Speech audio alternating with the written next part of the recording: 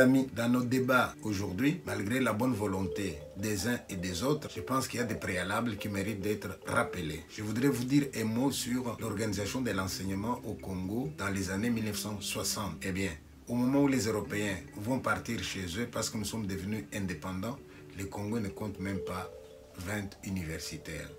Et même dans les 20, il y en avait qui étaient formés à l'extérieur, d'autres qui étaient dans ces 20-là parce qu'ils avaient voulu devenir des prêtres. N'oubliez pas qu'en 1960, que ce soit au Congo, Kinshasa, Congo, Brazzaville, Rwanda, on a eu comme ça une génération de présidents qui tous ont été au séminaire. Il y en a même qui ont été ordonnés, comme Philbert Youlou de Brazzaville. Ça, c'est la situation que nous héritons de 1960. Donc, à ce moment-là, le niveau de formation est très, très faible. Les gens ne voient pas plus loin que leur nez. Ils comprennent les choses de travers. À ce moment-là aussi, quelqu'un qui avait fait 5 ans primaire pouvait enseigner à l'école primaire. Et petit à petit, on a commencé à améliorer. Pour enseigner à l'école primaire, il fallait faire l'école normale. Et je vous signale que l'école normale, dans le temps, c'était 3 ans. 3 ans après l'école primaire, on devenait enseignant. Puis il y a eu une année en plus. 4 ans, on était D4. Et D4, c'est des gens qu'on pouvait considérer comme des intellectuels aujourd'hui. Plus tard, on a fait des humanités complètes et encore pas dans tous les endroits. Il y avait des élèves qui devaient parcourir des kilomètres pour aller faire les humanités complètes quelque part. Et une fois qu'ils avaient fait les humanités complètes, ils pouvaient alors aller à l'université. Mais contrairement à ce qui se passe aujourd'hui, l'université à cette époque-là au Congo, il n'y en avait que 3. Lubumbashi, Kisangani et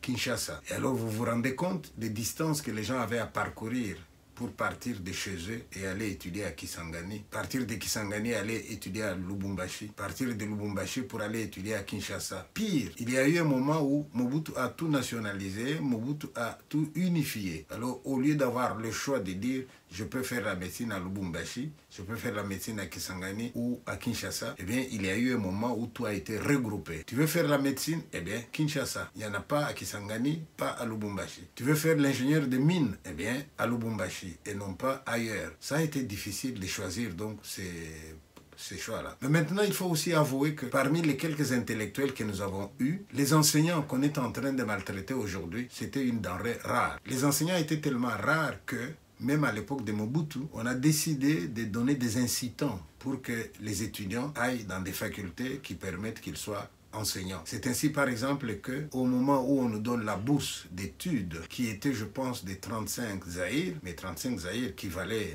la peine, parce qu'à ce moment-là, un sac de riz coûtait 6 zaïrs, un vélo coûtait 20 zaïrs, et nous, on avait comme bourse 35 zaïrs. Donc avec mes 35 zaïrs, je pouvais acheter 6 sacs de riz, je pouvais acheter un vélo chaque mois et avoir encore de quoi vivre. Donc, on avait quand même un grand pouvoir d'achat. Mais maintenant, cette bourse que l'on va donner là, elle ne sera pas la même dans toutes les universités, dans toutes les facultés. Vous voulez faire ingénieur, eh bien, vous allez avoir 35 zaïrs. Mais vous voulez faire certaines sciences humaines, je ne vais pas citer pour ne pas avoir de problème, eh bien, ça va être la moitié. Mais vous voulez faire la pédagogie, vous voulez faire la psychologie, vous voulez faire l'ISP pour devenir enseignant, eh bien, c'était 35 zaïrs pour montrer que c'était des gens dont on avait besoin. Et alors, à ce moment-là, nous sommes allés aux études et c'était déjà dans les années 70. Mais maintenant, dans l'entretemps, les Européens sont partis. Nous sommes dans les années 70, ou même 60, 65, 70. Mais qui va s'occuper de l'enseignement de nos enfants? Eh bien, à ce moment-là, il y avait de la coopération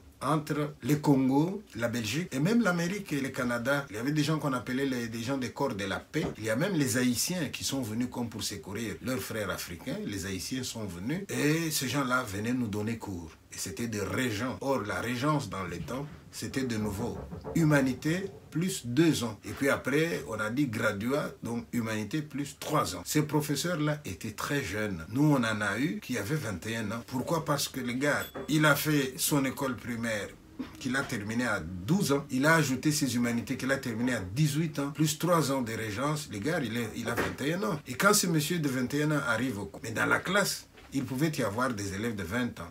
Il y avait des élèves qui avaient 22. C'est ainsi que nous avons même commencé à parler de ce qu'on appelle chez nous l'âge scolaire. Donc quelqu'un qui veut vraiment étudier, mais il sait que son âge est déjà dépassé, eh bien, il remet en arrière le compteur de son âge. Il déclare moins que ce qu'il est réellement. Et ces gens-là nous ont... Et puis alors après, il y a eu un moment où les Congolais étaient suffisamment formés pour pouvoir prendre l'enseignement en main.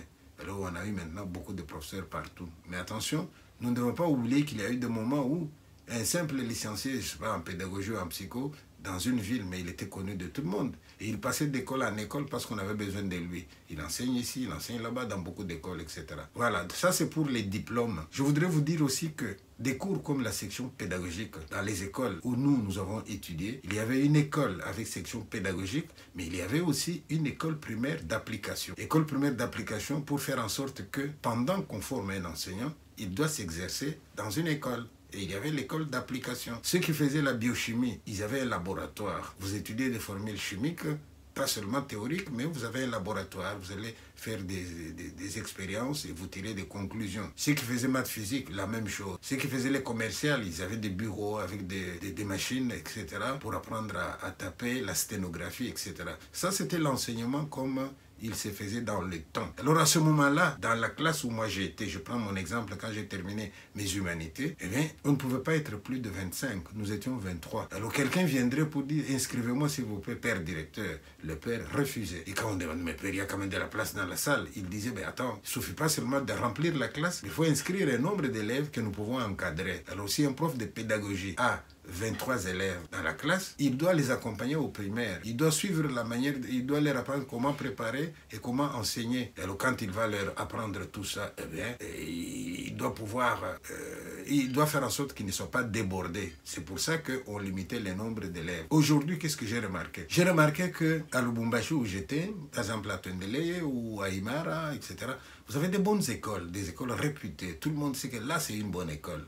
Et quand on sait que c'est une bonne école, tout le monde se précipite pour que son enfant soit dans cette école-là. Conséquence, on trouve une école avec 70 élèves. Mes chers amis, dites-moi un peu, un enseignant déjà mal payé, il a devant lui 70 élèves. Comment il fait pour leur donner cours? Nous parlons aujourd'hui de l'individualisation de l'enseignement. Mais une des conditions pour individualiser l'enseignement, c'est un groupe restreint pour qu'on puisse s'occuper de chacun. Alors à ce moment-là, vous allez avoir une sorte de pyramide où la base est trop élargie et voilà les sommets. Et là, mince, finalement, on a laissé tomber combien de gens? Vous pouvez avoir aujourd'hui un élève qui est dans une classe et pendant toute la journée, il a levé le doigt et on ne l'a pas désigné pour répondre à la question. Pourquoi? Parce qu'ils sont trop nombreux. Ça, c'est la situation actuelle. Et les conséquences, avant que je parle des conséquences, ça, c'est la situation actuelle. Et maintenant aussi, vous avez beaucoup d'écoles où l'élève maître, comme on appelait jadis, va faire sa première leçon les jours de l'examen. Mais pendant qu'il était élève de section pédagogique, il n'a jamais été à l'école primaire pour